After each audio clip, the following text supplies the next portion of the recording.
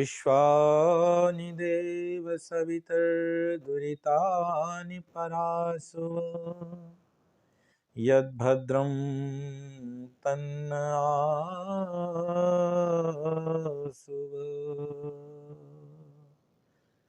यद्भद्रं तन्नासुव।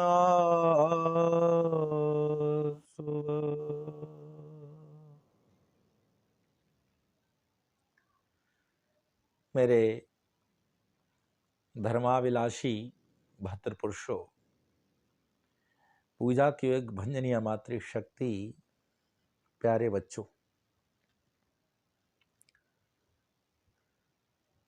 हम मनुष्य अभिमानी होकर बैठ जाते हैं। हमें इतना अभिमान हो जाता है कि अपने बराबर किसी को समझते ही नहीं। याद करो, अभिमान किसके ऊपर कर रहे हो? अभिमान क्यों कर रहे हो? आपने जो धन इकट्ठा किया है, वह धन आया कहां से? आप जब धरती पर आए थे तो अपने साथ में लेकर आए थे क्या उसे?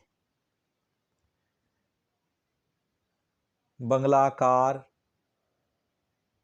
प्रॉपर्टी, बैंक बैलेंस, ये सब आपके पास था? किन्हीं शुभ कर्मों के कारण आपको यहां एक व्यवस्था मिली। परमपिता परमात्मा ने आपको व्यवस्था दी और व्यवस्था के अंतर्गत आपने धन इकट्ठा किया इस धरती पर से, और धरती पर से धन इकट्ठा करने के बाद आप तो फूल के बैठ गए कि मेरे समान कोई है ही नहीं, मैं ही सबसे ज्यादा धनवान हूं, मैं बलवान हूं, मैं शक्तिमान हूं। आप यदि मैं का भाव नहीं छोड़ेंगे तो ध्यान रखना, आपके पास में कोई पशु पक्षी भी नहीं बैठेगा।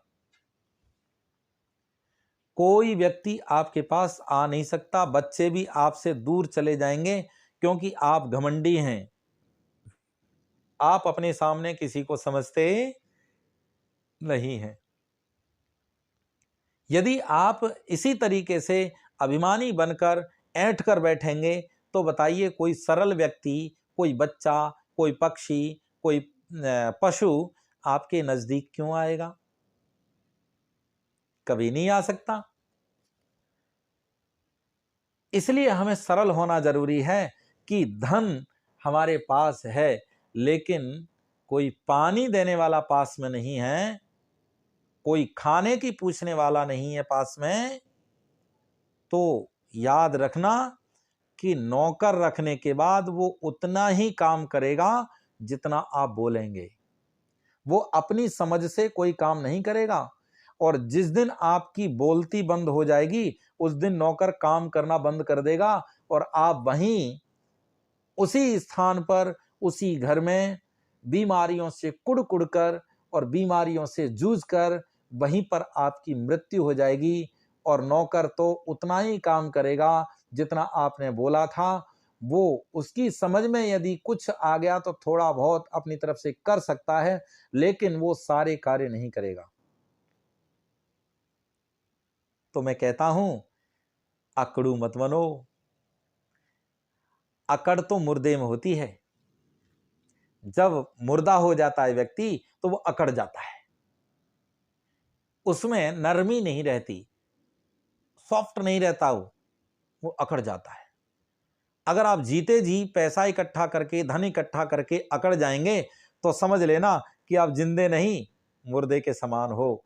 क्योंकि मुर्दे से सभी लोग दूर रहते हैं, मुर्दे को कोई पास में नहीं रखता है।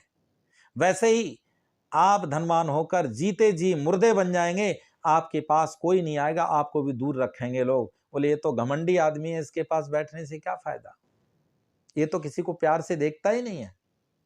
अगर देखता है तो स्वार्थ में देखता है, मित्रता के भाव से नहीं देखता, प्रेम के भाव से नहीं देखता।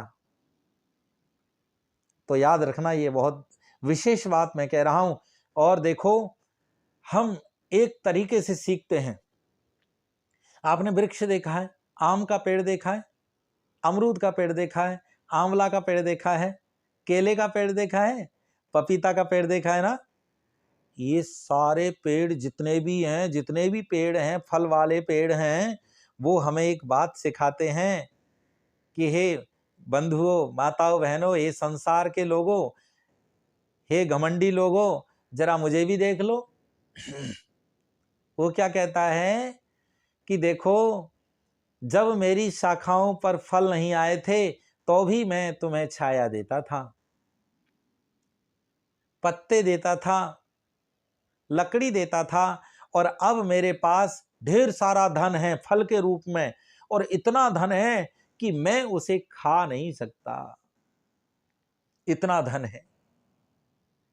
तब वो पेड़ की शाखाएं जब फल को प्राप्त हो जाती हैं तो सब नीचे को झुक जाती हैं, और नीचे झुकने के बाद संसार में रहने वाले सभी जीव जंतु, पशु पक्षी, मनुष्य आदि को वो वृक्ष संकेत कर रहा होता है, ए मेरे बच्चों, इन पेड़ों को, इन फलों को मैं नहीं खाऊंगा, मैं नहीं खा सकता, ले लो इनको, तुम खा लो, तोड़ लो, जल्दी से तोड़ लो, जल्दी से तोड़ लो, मेरे ऊपर वजन बढ़ गया है, मैं बहुत परेशान हो रहा हूं, मेरे ऊपर इतना वजन है कि मेरी शाखाएं नीचे झुक गई हैं, मेरे बच्चों जल्दी जल्दी ले जाओ इन फलों को तोड़कर। अरे वाह, त्यागी पुरुष! क्या वृक्ष है जिसने अपना पूरा जीवन इस समाज के लिए न्यौछावर कर दिया, पत्ते न्यौछावर कर दिए, फूल दे दी, लकड़ी दे दी, फल दे दिए, और यहां तक कि राख बन जाती है, उसकी तो राख भी दान कर देता है कि ले जाओ। एक दोहा भी कहा है, वृक्ष कबहु नहिं फल बखें, नदी न संचय नीर, परमारथ के कारण साधुन धरा शरीर। वृक्ष अपने फलों को स्वयं नहीं खाते और नदियां अपने पानी को स्वयं नहीं पीती। वो वृक्ष कितना बड़ा परोपकारी है। मनुष्य को वहां से सीखना चाहिए कि एक वृक्ष जो निर्जीव, जो बोल नहीं सकता, वह हमारे जीवन में एक खुशियां दे रहा है, और वो फल देने की बात कर रहा है कि ले जाओ मेरे पास से तोड़कर। मैं एक बात कहना चाहता हूं, आप वृक्ष बन जाइए, एक वृक्ष बनकर तो देखो, आपसे प्रसन्न होकर जैसे एक वृक्ष के नीचे छाया लेने के लिए तमाम बच्चे, राहगीर दूर दूर से आ जाते हैं, धूप से तपते हुए, और वृक्ष की छांव में बैठ जाते हैं, चैन की सांस लेते हैं। कभी आप प्यासे को, कभी भूखे को, किसी आवश्यकतामंद को अपने नीचे बिठाकर तो देखिए, आप फिर भी बड़े रहेंगे, आप और ज्यादा बड़े हो जाएंगे। आप जब देना शुरू कर दोगे तो आप इतने बड़े हो जाओगे कि आप अकेले लेकर बैठे थे उसे, तब आप घमंडी थे, और जब आप देना शुरू कर दोगे तो आप वृक्ष की तरह सत्पुरुष बन जाओगे। आपके जीवन में खुशियां आना शुरू हो जाएंगी, लोग आपसे प्रेम करना शुरू कर देंगे, लोग आपके पास आके नमस्ते करना शुरू कर देंगे, और आपके गुणगान हर गली में करना शुरू कर देंगे कि देखो, इतने बड़े धनवान होने के बाद भी गरीबों को भी गले लगाते हैं, निर्बलों को भी गले लगाते हैं, आवश्यकतामंदों को भी गले लगाते हैं, उनकी आवश्यकताओं की पूर्ति भी करते हैं।